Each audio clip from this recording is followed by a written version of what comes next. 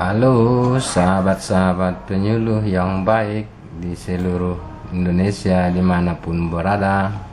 Perkenalkan, nama saya Tota Situmeang.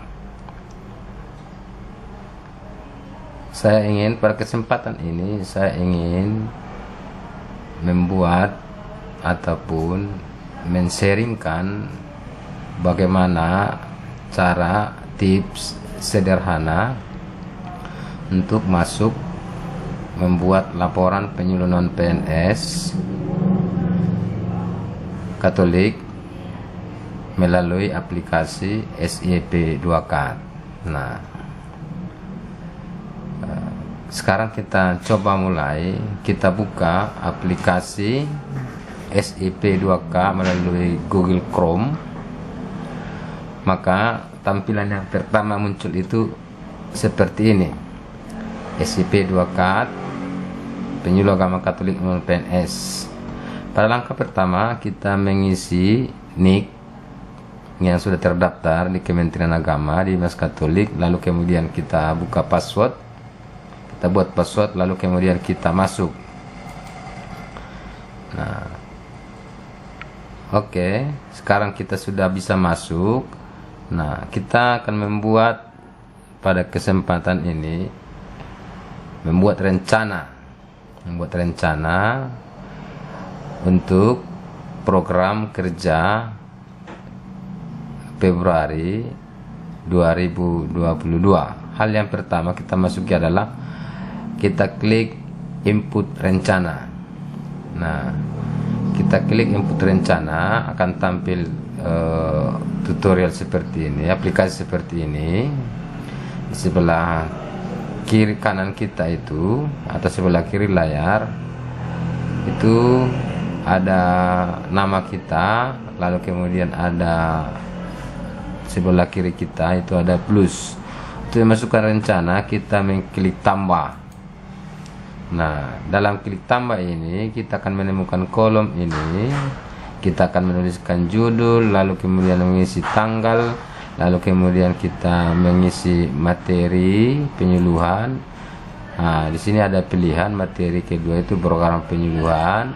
Lalu kemudian jumlah umat yang terbina berapa orang, terserah kita berapa mau kita. Lalu kemudian rencana jenis kegiatan, ini ada pilihan juga luring atau daring. Nah, lalu kemudian ada tempat rencana penyuluhan, di mana, di rumah warga, di gereja, di wisma, di kapel itu. Lalu kemudian hal yang paling baik, paling susah, kita akan melihat di sini rencana kegiatan Pokbin. Nah, di sini bisa kita pilih Pokbin ini ada tiga kelompok. Lalu kemudian kita lihat kelompok masyarakat umum, ada beberapa ini kelompok masyarakat umum. Ya, kalau Pokbin kita ada di sini bisa kita isi. Lalu kemudian atau kita lihat kelompok masyarakat khusus. Nah, masyarakat khusus ini bisa kita lihat ada cendekiawan, generasi muda, lembaga pendidikan, lalu kemudian binaan khusus. Nah, di sini masih ada kita pilih, di mana kita ada pegawai, instansi, kelompok profesi, lalu kampus, masyarakat atau agama. Barangkali ini tidak ada, tapi di generasi muda di sini kita lebih banyak pilihan kita. Ada bina iman anak, ada bina iman remaja, atau ada orang muda Katolik, ada pemuda Katolik, Karang Taruna, nah kelompok kerja dan seterusnya. Nah, kalau kelompok binaan kita binaan anak, ya kita pilih ini, kan gitu. Nah, terus di bawahnya juga ada lembaga pemasyarakatan. Nah, di sini ada siswa di paroki yang tidak memiliki guru agama di sekolah, ada kelompok katekumen anak, katekumen dewasa, pembinaan komuni pertama, calon krisma, pembinaan persiapan perkawinan, liturgi. Nah, lalu kemudian pembinaan putra putri artal. Nah, ini semua LPM ini tidak harus 10, karena kelompok katekumen anak, dewasa atau yang lain-lain ini ya bisa kurang dari 10, dibuat saja, tidak masalah. Kemudian ada binaan khusus. Nah, ada binaan khusus ini rumah sakit. Nah, rumah sakit juga ada. Ini juga tidak mesti 10, kalaupun dikatakan di juknis kita ya minimal 10 orang, tetapi ya di rumah sakit tidak harus 10, bisa 2 orang, 1 orang, kan begitu. Tetap kita menjadi binaan kita. Terus kelompok perkumpulan doa ini salah satunya, ya contohnya itu kelompok karismatik, kan begitu. Nah, kemudian komunitas basis gereja ini, komunitas basis gereja ya semua kita sudah punya ini kan, komunitas basis gereja, dan ini menjadi pokok kita, pokok binaan utama kita, KBG atau lingkungan atau stasi. Nah, ini umumnya lebih dari 10 kan, ini umumnya lebih dari 10. Lalu kemudian juga pendampingan ziarah rohani. Itu. Nah, itu. Lalu kemudian kita lihat kelompok binaan khusus, lagi lebih khusus lagi, spesialisasi. Nah, pemahaman kitab suci, bisa kita buat kelompok pemahaman kitab suci. Nah, keluarga Katolik, pengelolaan dana sosial keagamaan Katolik. Nah, lalu kemudian pemberdayaan ekonomi umat. Ini contohnya ya di kita ini CU, kan gitu. Nah, lalu kita lihat lagi di sini bagian yang kedua itu besar itu masyarakat daerah terpencil, masyarakat suku terasing. Nah, ini umumnya ini daerah perkotaan tidak ada, tapi daerah pedesaan ya bisa jadi kabupaten tertentu atau wilayah tertentu, provinsi tertentu. Nah, berbasis teknologi informasi.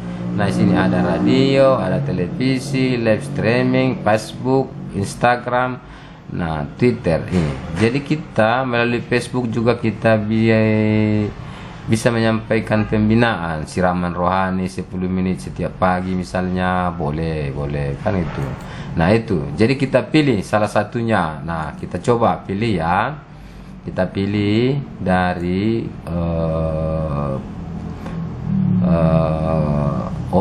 KBG ya, KBG di sini. Kita klik di sini akan muncul KBG. Lalu kemudian rumah warga, kan itu rumah warga. Lalu kemudian daring, luring. Nah, jumlah yang terbina ya 20 orang.